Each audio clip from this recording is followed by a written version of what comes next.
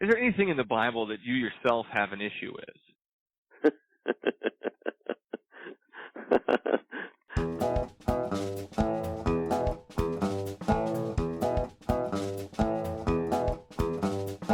Okay, so it took you reading the Bible to realize that those things were bad for you? Yeah, it actually did. I Couldn't didn't figure this out on your own?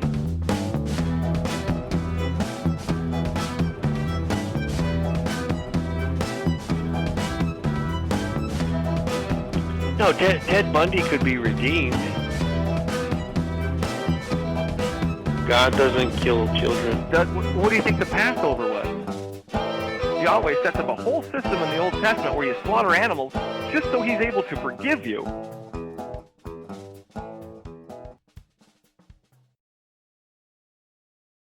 Today's special guest is pastor and author of The Rest of the Man's Show, Bill LaMorey. Welcome to the show, Bill. Thank you, Michael. Great to be here. Thanks for coming on. Thanks for taking the time. So tell us a little bit about your book.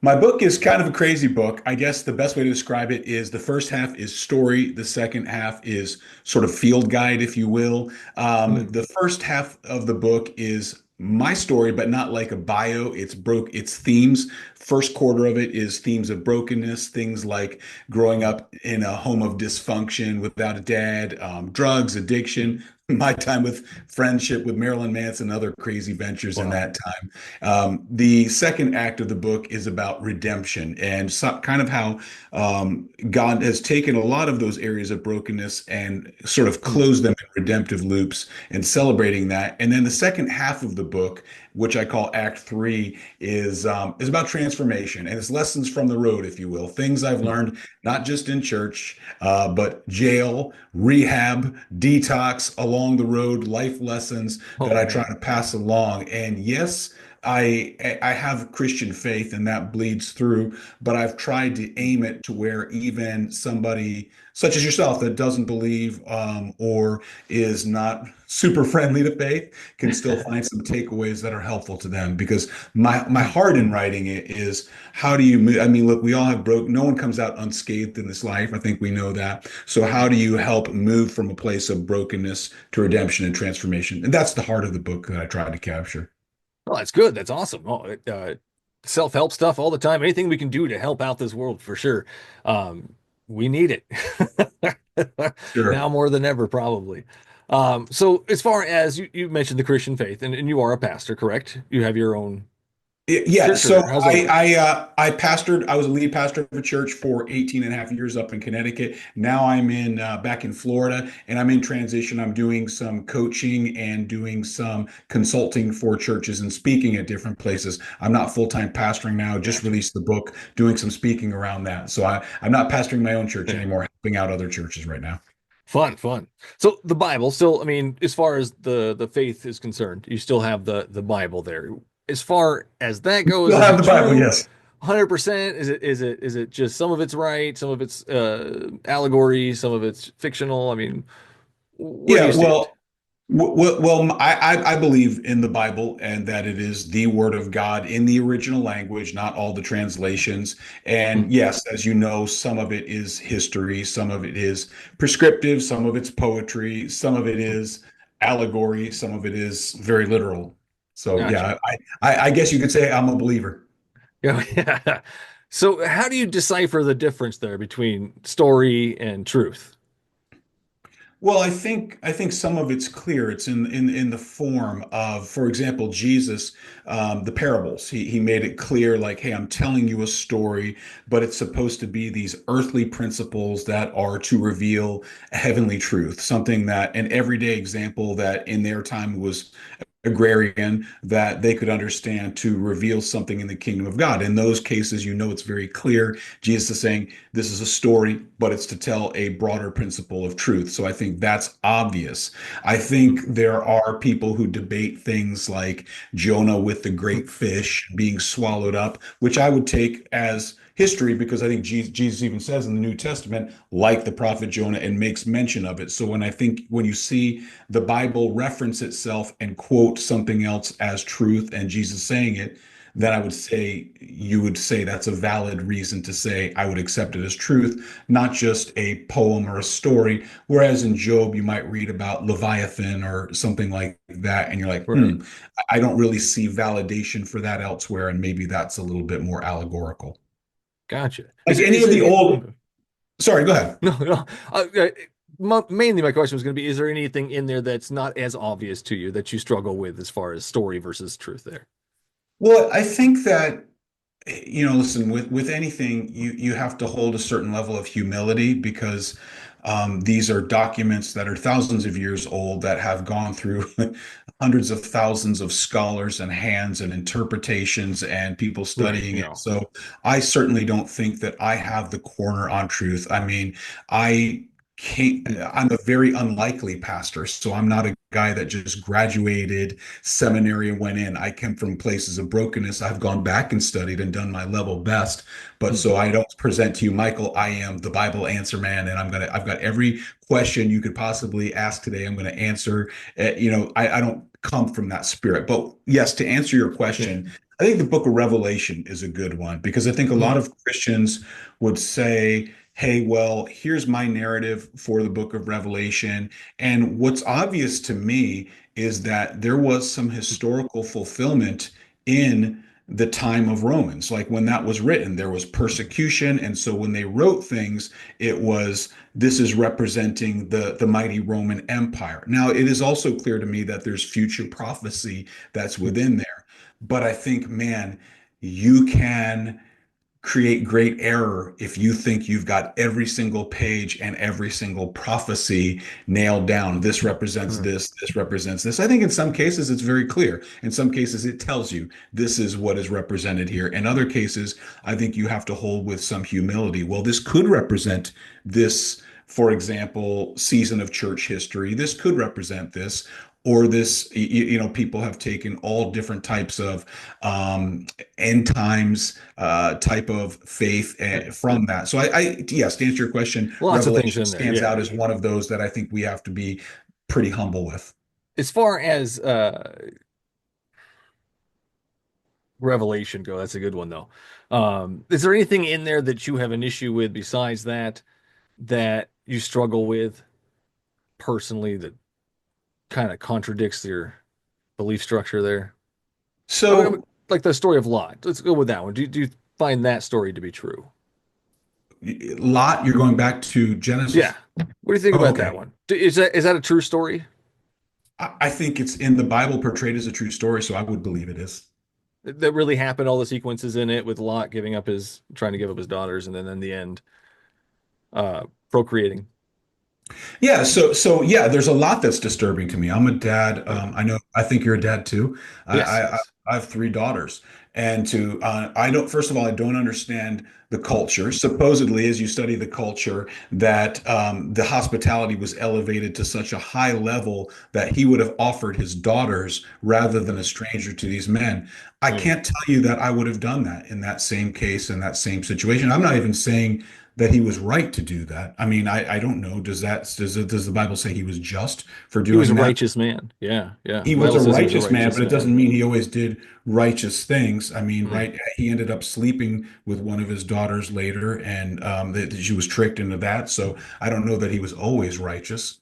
Let's go with the punishment there at the end. Do you believe it's fair for God to destroy the whole town because of that? This is where we get into.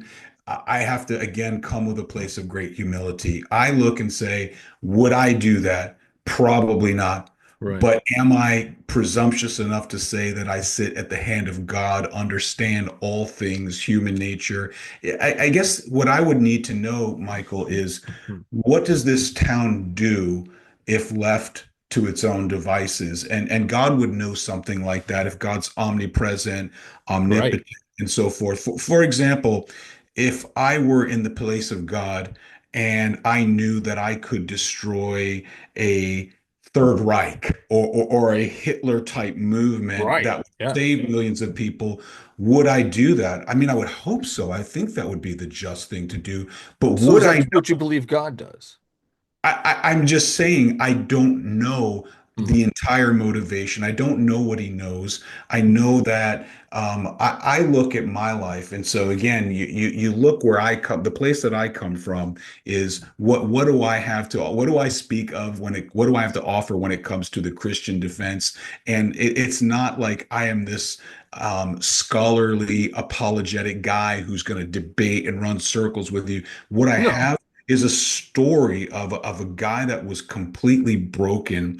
I look and say what God did in my life that in all honesty, Michael, I turned to everything else that I could turn to for help, redemption, and transformation. And Yeah. I found that in Jesus. Oh, And so I know that people could argue with me I found that in Jesus. about theology, but I look and say the transformation that came. If you knew me, you would Yeah. say, well, that you may argue and say, I don't know if Jesus did it, but you would say you're a transformed person from the way that you were to the person that you are now. We can get into that definitely. I want to get into that 100%. But I just real quick touch on the do you believe that God is the author of confusion, which is because we're going from Revelation, we're not really sure if these are true stories or not. We're going with the Lot story. I'm confused, why he So chose to. with Revelation, Yeah. I believe that the stories are true. What I'm saying is Oh, when you interpret the stories, I don't know that every single person, if you think about it, obviously, I don't know how it works with atheists, but I think you know that not all Christians, we come in all stripes, flavors, and sizes, theologies, practice, non-denominations, that's exactly right. That's why I ask these right. questions to get down to the nitty gritty and find those little tidbits that everybody believes in for sure. So So, yeah. so what I like about what's confusing about that is you say, why Mm. can't you guys get all on the same page? But what I like about it is that there is a tribe, I Mm. think, for just about anyone to belong to, and we're trying to figure it out. We're trying to lean into it. So I'm Right. not saying that Revelation isn't true. What I'm saying is we there Revelation is an apocryphal literature. So as you approach it from that and understand it wasn't narrative. Like, for example, what's real easy, the stories in Genesis, now they're hard in that they have difficult things, but they're not hard to understand. Revelation is a bit more difficult to understand because what is this saying? What does this mean? That's what I Like the mean. punishments. The punishments, for instance. The Like plagues, the bowls, the judgment bowls, those things can be a the little bit. giant hail coming down, the sun burning people, drowning fish with blood, all those different things. Do you think that's true? Those specific parts of God's show here, Well, essentially. Well, if you're getting to the difficult parts, yes, I do believe that, the when you look at the work of Jesus, the first coming was that redemptive salvation. I'm here to save, I'm here to offer redemption, transformation. I Yeah. believe the second coming is when you see those terrible judgments, the for those that have passed on that opportunity. And so, yes, I Such do as believe me. when Jesus returns, there is terrible judgment that comes into the world to right the ship, so to speak, and create the new Right heaven. the ship. So to right the ship, I need to be burnt with the sun by God. I don't think that, writing, maybe that's not the best metaphor, writing the ship Yeah. for for judgment and transformation. But when you think about judgment, again, God gives the opportunity for each of us to determine whether we want to follow or not follow. And I think, as you said, you said back a few moments ago, we need all the self-help we can get. And Absolutely. I think what you mean by that is the world's a pretty dark place in a lot of different ways. We look all over the planet, and whether it be Mm. war, whether it be um, just a Life lot in of general is challenges, tough, and we can li- use the life in help. Yeah. life in general is a difficult place. Whoever says it's easy is selling you something.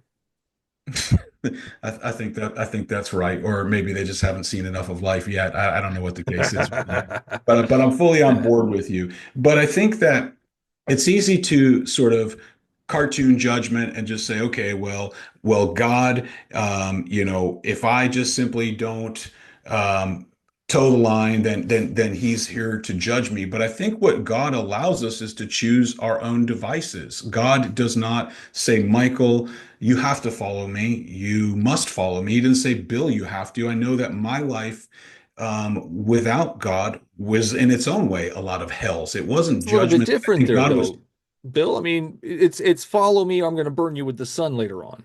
follow me or I'm going to throw you in hell. I mean, I don't know if you believe in hell. Again, there's all those different flavors, but burning with the sun. I'm an atheist. I'm an agnostic atheist, but I'm an atheist. I don't believe in him. I don't think any of this is real. So Right.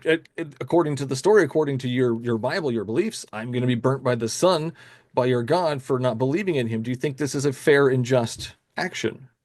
I think it's not for disbelief, Michael. I think it's for when you look at humanity, whether it be all the different judgments that you've pointed to, left on our own, we have a proclivity towards bentness, brokenness that gets worse over time. So when you look at the book of Huh. Revelation, it describes a people just kind of worsening, wars that are increasing, and left alone, we would probably destroy ourselves anyway. If you look at what we have today with Why nuclear not leave us alone? Where's the free will? Well, I Let us think, be. Let us make our own choices. Don't burn me with the sun. Let me live out my life making my choices. but So I think, weird. but I think you have the free will and you have the consequences with that. Just like I would want the free will to say, I don't want to be left alone. I don't want to be left to my own devices because that wasn't a Yeah. productive way for me. So I Well, want we the can go to ability that. to Yeah. turn to God. Good transition. Good transition. So about that. So where does Jesus come in? You're broken. You're hurting. You're at your lowest point in life, man. I've been there. I even have a picture. And then Jesus comes in. What does he do? You're talking about in my life Yeah. personally? Yeah. Yeah. So I mean, for me, it was again my struggle with what brought me to my knees was addiction, heroin, cocaine, just like gone off the deep end and tried everything I could to come away from that. And I was in a program, and it was a weird thing. I don't know what you know about recovery ministry or not, or programs as they were, but they're usually in one of two places. They're usually in the hoods or the woods because Hmm. people don't like them in suburban backyard neighborhoods, right? So they're and this one was kind of in the hood. And so I'm sitting there at the window one day and I'm looking outside, and right across the street was like a drug deal going down and just kind of all this other activity. And I just felt like, man, I'm at a fork in the road. And it was a Christian ministry. So that had been presented to me, but and again, I don't know all of what you think or believe, because I believe atheists and agnostic come in different stripes and flavors, just like Christians do. So I don't want Absolutely. but what I will say is, like you, I had Hmm. very agnostic beliefs. I think you grew up in a Christian home and kind of pushed back from that. That was kind of my story a bit Broke too. And free from the bondage of faith, Bill. That's what I did. you were free You from the can do it bondage of too. faith. I was free from the bondage of faith, if you will, but it wasn't very freeing for me ultimately. And Mm. I'm sorry, Bill. when I'm sorry. listen, you have your path, and I have my path, but I I'm know glad that. you made it out of there, Bill. I think you did it on your own and you found this thing to believe in and that helped you do it, but you ultimately did it. I don't know where Jesus actually stepped in and handed you or give you a hand or patted you on the back and give you a hug or whispered your ear how to help you through some tough times. Help me understand where Jesus actually fit into this redemption. I mean, So, congratulations, dude. Holy crap. Yes. No, pat yourself on the back for that one. Definitely. Well, I appreciate that, but I think let's look at it this way. If I had tried AA and NA and that didn't work, I tried acupuncture, like, oh, apparently I was just using the needles wrong. I got to put them in my ears. Like all these things I had been told, like all I always like thought that deep. was weird. Yeah, yeah. It's like I don't know. So Not it's my kind of a favorite thing. strange thing. But Michael, I had tried everything else. And when I really felt like, you know, Jesus, and it just rang true to me. And I understand it. How do you quantify faith? I don't have a video camera. I How don't do you have, quantify that failing of Jesus right there? How do you do that? Like you've just but let me felt ask. Jesus. Help me understand that.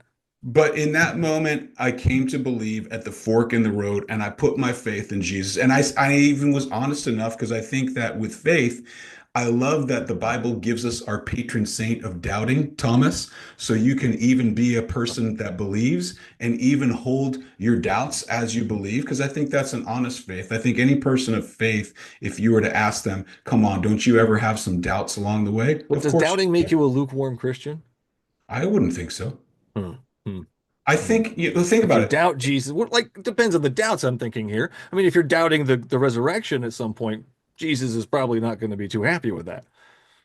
Well, Thomas did exactly that, and Jesus said, "Here, put your hands in my Right. side, Jesus touch was there my to do wounds." that. We can't do that nowadays, Yeah, we can't so do the same thing. But I weird. don't know, Michael. I look at, God knows our frailties. He knows we're human. We're nowhere but he knows we're but dust. So I guess you could say that. Yeah, I mean, if I express to you I have doubts, and you say, "Well, you're a lukewarm Christian," you could make that judgment about me, and I guess it would Mm. be up to God to make that judgment. I Yeah, guess whether he's I going to spit you out or not. Yeah, yeah, yeah.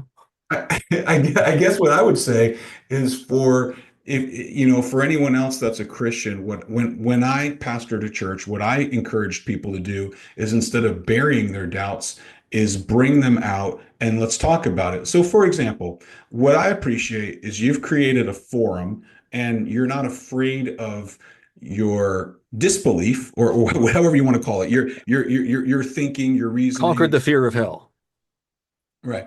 So your doctrine. So, but and but God. you're happy to engage with that, and I guess in the same way, there. I don't know you. You occasionally, maybe you have doubts. Maybe you're like, hey, what if there's a whatever percent chance that I'm wrong on this, and what does that mean for me? Right. Um, Right. right, That's where right, the like agnostic part comes in. Yeah, definitely. right. Yeah. So I get that. So like to me, that's not that's just shows that there's not a complete like an arrogance to say I've totally figured it out and I've Right. got it out. So when I have a doubt, what I can do is just press it down, and I think that's where maybe dogma comes in, but I think Mm. where faith comes in, it says, let me wrestle with this. For example, at the church I was part of, I actually had a band of atheist friends, and we kind of what the way that we picked them up is we were in Connecticut, which is as you probably know, New England's not the most gospel friendly territory. Mm. But we had a church that was doing very well up there, and what we decided is we first brought in a scientist who is a Christian, Hugh Ross. He's an old Earth creationist, and we brought him in and we had him debate a Yale neuroscience atheist, and we did it at UConn so that we made it a neutral spot so that Mm. atheists would come and Christians would come, and we had a great time. We're very respectful with him. We're respectful with both sides and listened and invited people to come up and have the mic afterwards that wanted Mm. to ask questions. It was so successful and people enjoyed it so much. Even atheists like thanked us for having a forum Mm. where we could do that and press into the doubts that we did it again. And so we Mm. had the president of the American Atheists, Dan Silverman, come and debate John Rankin, who was a theologian in the Hartford area. And we did events like that because I guess for me is I'm not one that says, Michael, I'm so smart and I've got it all figured out. I'm an idiot. Look, like what kind of person would ruin their life and do drugs and do those kinds of Well, things? we all make Right, mistakes, Bill, but that's, we can bounce right, back right. from it. And you did. It's awesome. Right. But my point is, I'm not coming to you saying, "Hey, man, I've got this all figured out."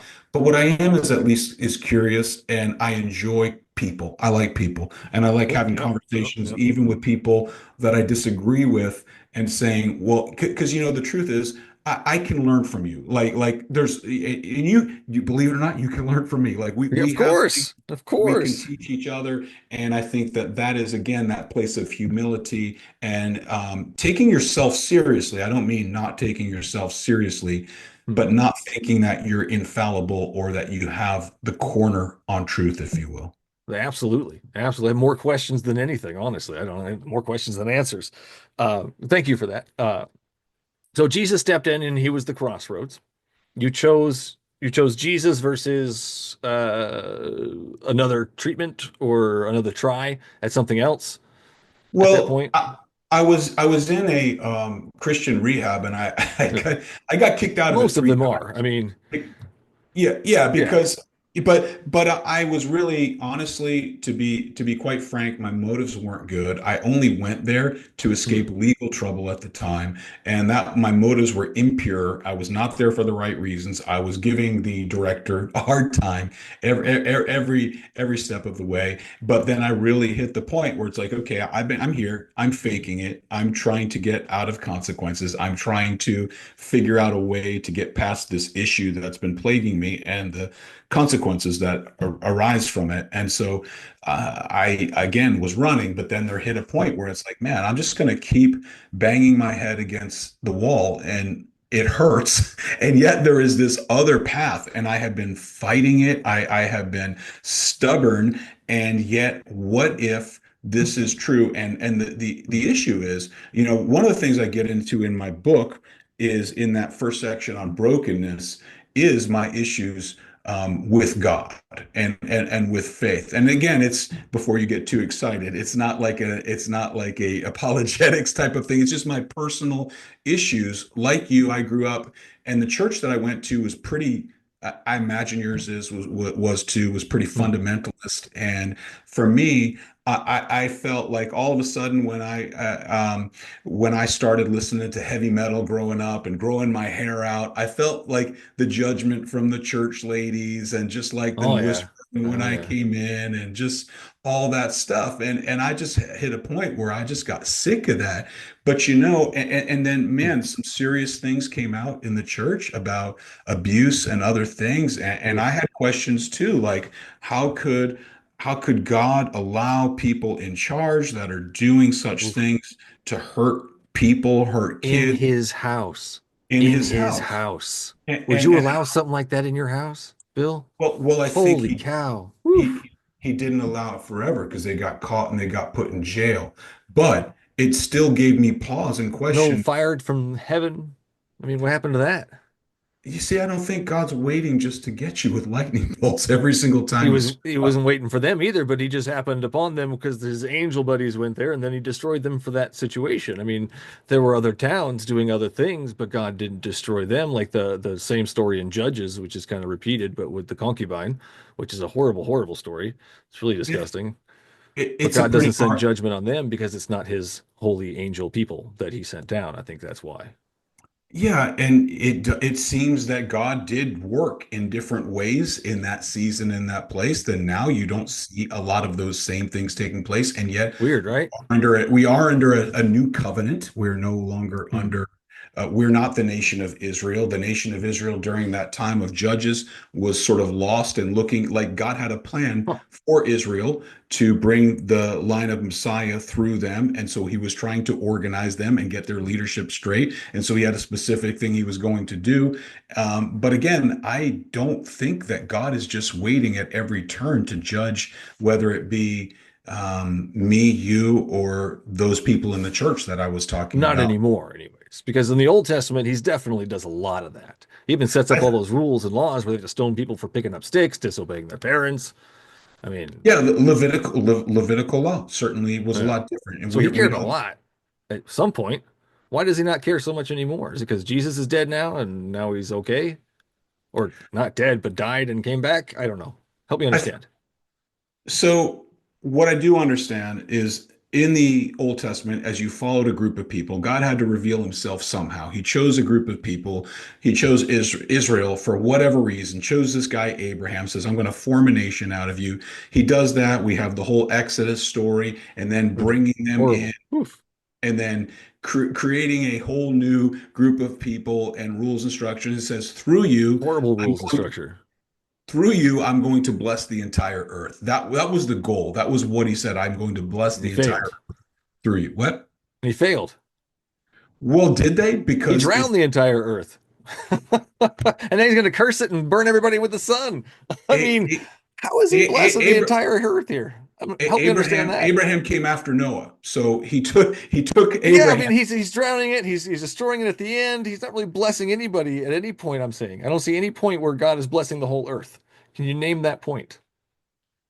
Sure. When Jesus was born, what happens is it changed. The new covenant says no longer is the church or God's people going to be contained through an ethnic group of people like Israel, but it will be from all tongues, tribes, and nations all over the earth. So it is going to be an entire group of people. So it's certainly different. It's more eclectic. Blessed It's though, more blessed. diverse. The blessed part. Help me understand the blessed part.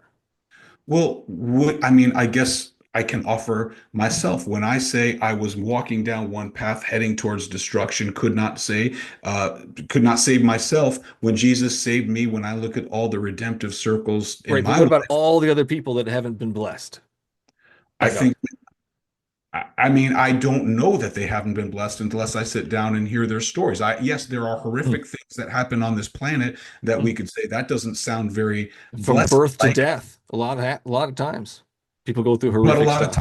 a lot of times people are, and Blessed, it's how do we blessed. and I don't define blessed, by the way, as financial prosperity. That's Well, let's not go with my David and Bathsheba's child. Do you think that child was blessed when God cursed it with a sickness for 7 days and then it died?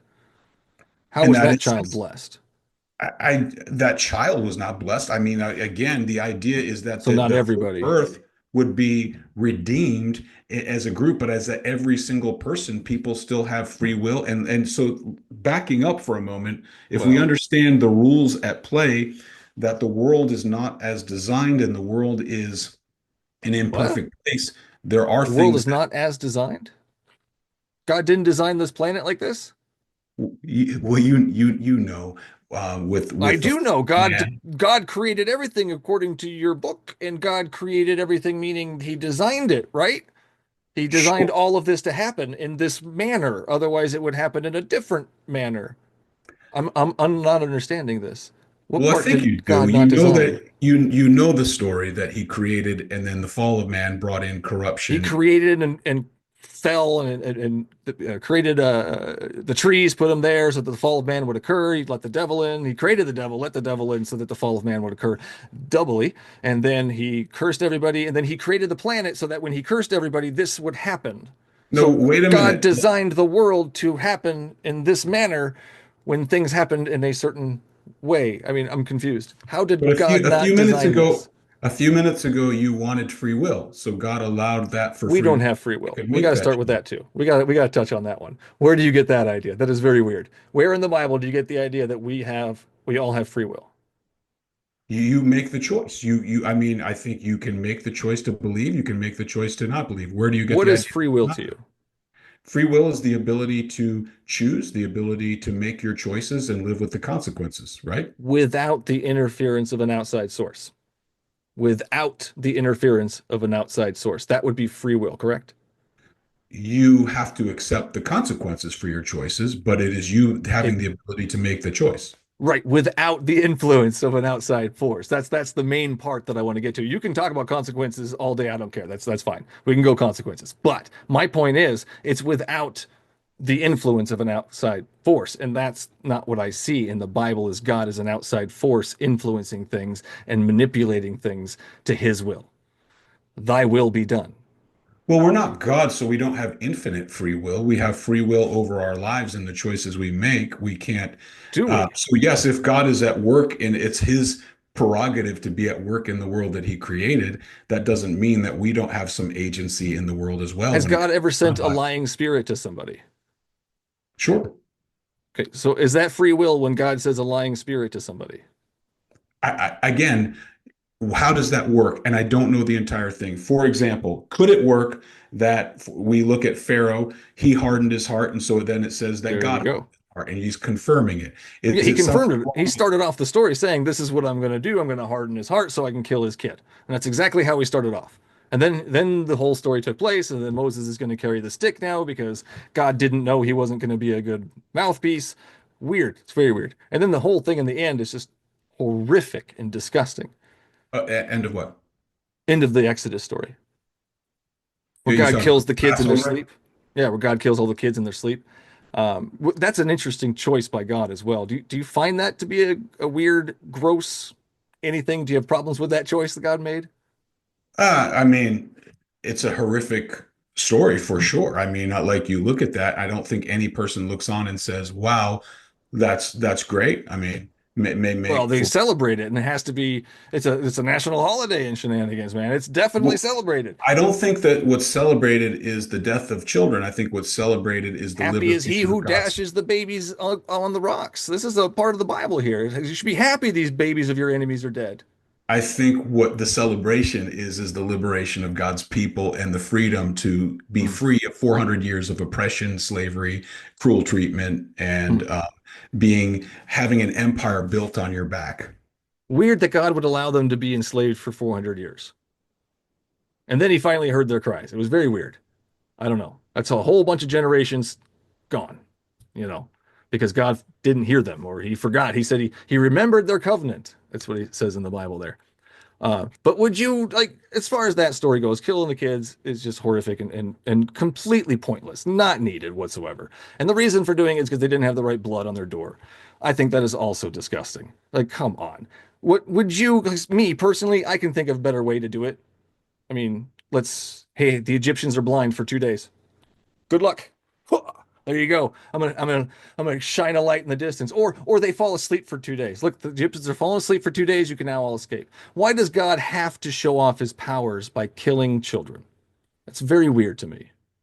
Again, you say, "Hey, I would have done it differently if I'm God." 1000%. But however, you and I are not God, and we're not in that position. Yep. We don't know what we don't know. Once again, I go back to, if you're all powerful, what may have happened had God not done those things? That's what I don't know. I'm not the. Would I you don't have made that have that. choice though? If you were all knowing and all Then I powerful, would know different facts. Then I would know different things, and I don't would you know. think it's better to kill these kids in their sleep or change their life path or anything? Like, that's so weird to me that death is we have to kill it. We have to kill it. It has to die. I mean, do you not think that if we got a hold of freaking Pol Pot as a child and gave him a different direction in life, that we could have saved millions? Do you Or think should we have just killed do him you in his think you sleep? could have always changed Pol Pot though, I have no idea, but hey, or you know what? There's worth a Mussolini or try. Hitler or any of those folks? Why slaughter an innocent? If you knew they're going to grow up to not be an innocent, They're an maybe innocent at that point, Bill. right. But if you're outside of time and space and you Right. knew something was So, going to happen, then you could prevent that. Maybe you would. And again, I'm not saying that's the case. I'm saying I don't right. know. It's the You're way asking of me to doing make it, a though, Bill. decision. It's the way God chose to do it. That's my problem. I God is an infinite being who can do anything he wants. And he chose to kill kids in their sleep instead of giving them a new direction in life or sitting them on a different planet. Or I don't even know, like it's so weird to have to kill kids in their sleep. And he says he does these things to show off his powers. That's the reason he did it. He said so in Exodus. Like so that's so gross.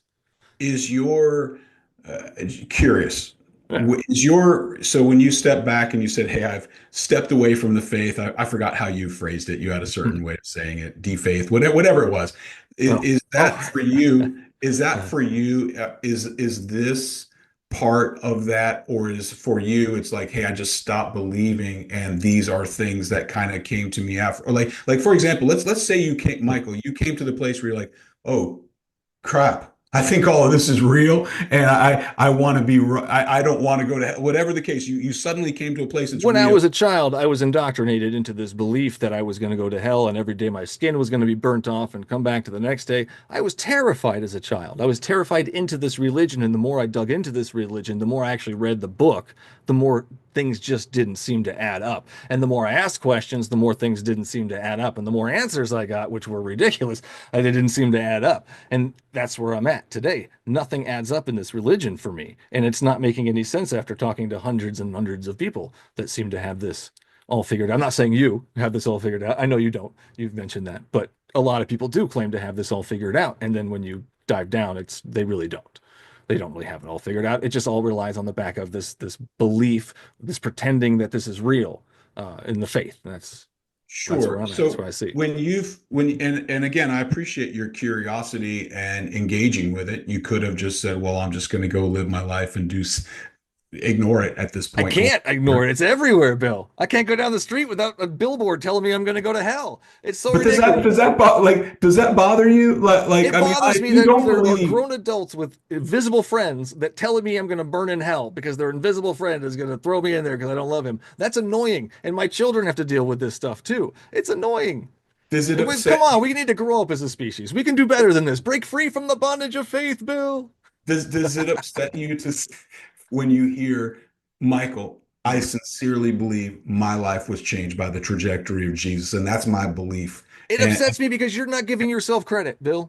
and I find, That's why it upsets me. and that I find hope, and that I find daily inspiration, renewal, that I In a find documented child killer. You find hope in a documented child killer, Bill. I think that's weird. I think you can find hope and trust and belief in yourself. I Obviously, think you're able to do it. You've done it. And I you've done don't. it for like hardcore, man. That was awesome. Again, congrats, man. I Jeez. Woo. the thing is, I don't believe I have that power, Michael. I think that I Oh, hit the end of my rope, and sucks. so I I think I don't have the strength. I would not give myself the credit to be able to do that. Hmm. Whatever, and I think that if you look and if I start from the basis, this if someone say like literally like you were walking down the street and a car was coming right at you and they Mhm. pulled you out of the way, I Mhm. feel like at some you would say, I owe that person a certain sort of debt and like I At love this least a beer. person. I at least a beer, right? And yet for me, I look and say that's how I feel about this God. And so whereas and you might say, oh well, then you would allow him this and this and this No, character that's different, flaw. Bill. No, I would actually say that the guy that pulled me away was physically there pulling me away. Jesus was not physically there. You were physically there. People around you were physically there. So Jesus was not actually physically there. why did nothing else work? I don't know. I don't know, Bill. Some things work for some people and some things don't work for some people. That's just how we are. We're human beings. We're different. We all have little, flavors. But in terms of, so for example, if you knew, and again, this is almost impossible to disprove, so I understand. But if you knew the sort of bondage, if you knew the anger, if you knew the lack of forgiveness and everything that was sort of instilled in me, and not that I'm a perfect person, I certainly am not a perfect person, but if you knew the transformation, I think you would look and say, something happened there. I believe you And went through a transformation, 100%, Bill, but I cannot pinpoint it to your invisible friend. I can't. To me, there's not enough evidence that it was an invisible person helping you. I think it's you. what what Convince brought me us otherwise. what Convince me it wasn't you, Bill, because other what people brought go us through this. Other people in other I mean religions go through this. look at my track record prior to that. I didn't do all that much Bill, good, but Michael. other people with other religions go through this and they claim that their God helped them through it. Kali Ma is an example. Kali Ma has helped people through all kinds of stuff. How do we know it's your specific God now? How do we get to that God? How do we get to Jesus? Is it because it was a Christian place? How do you know it wasn't Satan tricking you? And this is the long run. He's playing the long game. And in the end, he's going to screw you over, Bill. How do you know? I mean, that's a wild theory for Yeah, there's sure. a lot there, but I don't know. Yeah. So, what do you do with the origin of the universe create? Because I think I, that's one that requires faith on either no, side. no, Bill. You know what I do? I don't know. I have no idea. People, scientists tell me that's how it's created. Cool. I can't really investigate that for myself, so I'm going to go with I don't know. I don't know. Sounds cool. Sounds like a cool idea. Big Bang. Sounds a lot more believable than an invisible man spoken into Sure. existence. So Big Bang is a plausible theory, but again, you still come back from something coming from nothing, which is a Right. bit No, see, my miraculous. idea is There's a maybe miracle there's just somewhere.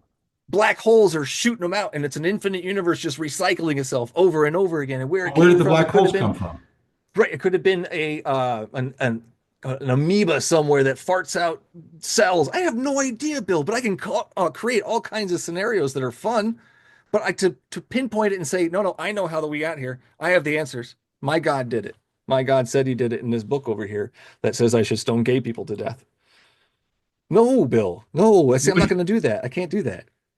Okay, so you live then too with a certain Hmm. amount of unknowing or Absolutely. Lots of it. faith, if you will, like in No. scientists What? or where we come from, like that you don't have the answers for that. Right. I don't have the answer. So where's the faith come in? I don't believe in anything there.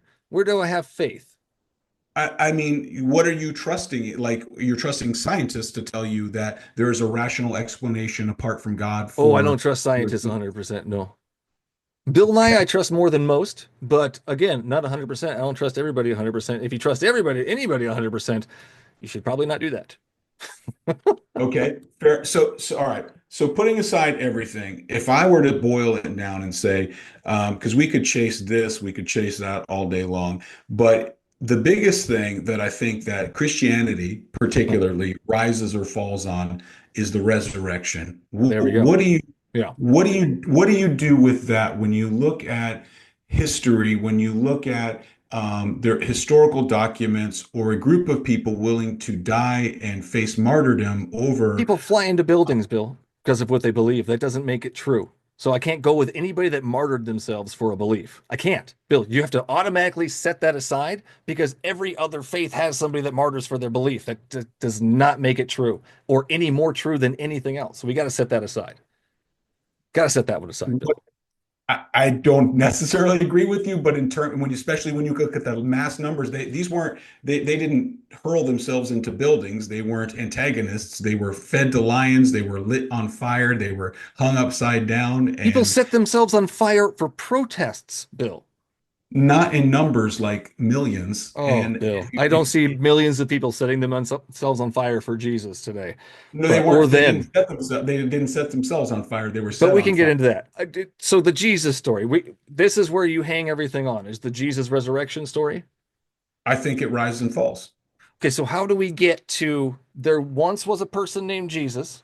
There's evidence of it that may be forged, maybe not, however you want to deal with that, of this person named Jesus. So how do we get to that, from that to this empty tomb meant he was a God and he rose back from the dead? How do we get that? Because Bill, again, my imagination, I can think of lots of different ways that tomb was emptied without it being written down. I think these people really wanted to tell a certain story, Bill. That's where I'm at. Well, history records appearances post-death, post-crucifixion of Jesus Christ. Over 500 people saw him alive after Where his do we death. have these 500 manuscripts of people seeing him alive besides in Matthew? We have scripture, but we also have Josephus, books of antiquity. Josephus did not quote 500 people seeing Not Jesus alive. 500 people, but No, recorded. Josephus did not quote seeing Jesus alive resurrected either. That I will get back to you on. Yeah, no. So We'll get back- Josephus did not say that. So Well- we got no evidence of the resurrection. Even if this one person named Josephus said that Jesus came back from the dead, Bill, I'm still going to have a real hard time believing that's exactly what happened. I'm going to need a little more evidence than two old-time things telling me it. So you put together the fact books, that sorry. this faith from nothing spread all over the world, became the largest Like any religion does. that all his followers died over a hoax. Like His any closest religion does. disciples. What religion did that happen with? Islam. People die with Islam all the time. For Islam all the All- time because of their beliefs in this Messiah or Muhammad. All of his All the early- time, man. You got to separate the two. Your religion is not special in that aspect. I'm sorry. Lots of religions and people kill themselves for beliefs. It happens every day. We're gonna go back. I want to go back to the Jesus thing, though. Why is the Jesus story so awesome? We'll close it out with this story because this is one of my favorites. Why is the Jesus story so awesome? Hebrews 9:22. Without the shedding of blood, there is no forgiveness. So God required the death of Jesus. He needed the death of himself to appease his own anger and unwillingness to forgive people without bloodshed. Help me understand why this is so awesome. I think it is because if you look at it like, look, let's say something happened terrible to someone that you love deeply, and I'm all powerful. No, you're just Well, that's my problem. Is God's all powerful and he's requiring bloodshed of the innocent to forgive the guilty. That's my problem, Bill. Because he's thinking of us too. So, for example, something happened. I committed a horrible offense against someone you love. I pray to God, and he just says, Bill, don't worry about it. Then you might feel, well, maybe that God is loving to me, but he's not just. And I think in the moment, it shows that God is loving and God is just. How is God just when he slaughters himself to himself? How is that just? When you look at the Son of God, he offers that on our behalf so that we don't have to pay for that. So a punishment, a sacrifice, God required that. God required it. God required that, but instead of us paying the price, he graciously offered to pay the price himself. Graciously decided so that, not to kill us all. Bill, would so you that choose justice to could be slaughter? served. Would you choose to slaughter the innocent to forgive the guilty? I'm not God, Michael. I didn't ask if you were God, Bill. That is the weirdest reply to that question. I get it all the time. I ask a simple question. Everybody's like, well, I'm not God. I didn't ask if you were God. Would you kill the innocent to forgive the guilty? Is that something you would choose to do?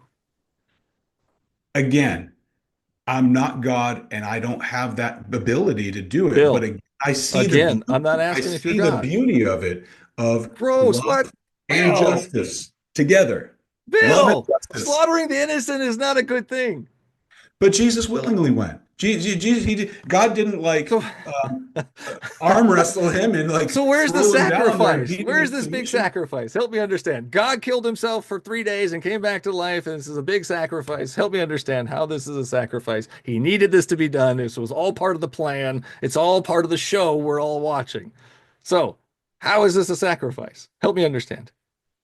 Well, if you understand the triune nature of God, the Father, Son, the Holy Spirit, one God. I don't think three. you do either, Bill.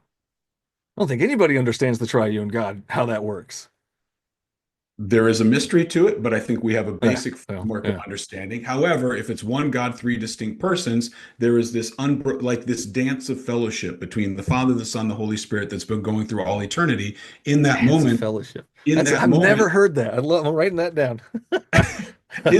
in that moment on the cross, that was broken, and so that Jesus was separated from a relationship that he had known for all eternity, and that was a sacrifice. And he was God in human form, so he felt all the pain, felt the suffering, felt the dejection from God, felt all the things that we would have felt in that moment. But he was So God. it was. Sorry. How can he feel the dejection from God if he is God? Because again, as part of the triune Godhead from the Father, he felt the dejection But he's from human and God. So he's still got the God in there. So how is he separated from God when he is God? from the part that is the Father. Again, as you said, how can You we can all understand? separate a God from part of a God and put him over here. Man, this is getting really crazy. So God can separate into 3 parts, kind of like a Ultron thing. I Voltron. think Ultron? Voltron. Father, Son, Holy Spirit, one God, three Combine. distinct. How, Super how, God. I mean, I get it. You can laugh, and But that's what it is. You're telling me, and they can separate and do different things, and it's very weird. It's very they weird. have they have, I guess, different personas, different functions. It's one God, and yet three distinct. And again, look, these are where all the things with the Bible, and you can say, well, that's funny, that's funny, that's funny, and it's funny No. until it's true. And at some It's point, funny you're until it's not, and we're like, slaughtering gay people because the Bible says so, or we're keeping slaves because the Bible says so, or God's drowning fish at the end because I don't know, because he's loving. I don't know. I don't know. Anyways, this has been a blast. Thank you, Bill. Thank you so much for your answers and your questions too. Appreciate that. Go ahead and plug your stuff. Where can we find you at? And last words. Yeah, you can find me at restofthemanshow.com, my website. You can find my book, The Rest of the Man Show, Bill LaMorey, on Amazon. And final words, no, man, I appreciate the opportunity to have a conversation with you. Again, I don't come on here as a guy that's an apologist and says I can answer every single question you have. However, I appreciate the opportunity to have a conversation with you. I enjoyed it. And I wish you all the best as you continue exploring. And you may not like it, but I'm going to pray for you anyway. I appreciate it. I'll send happy thoughts your way as well, Bill. Thank you so much for your time today. Yeah, We'll stay in thanks, touch. Mike.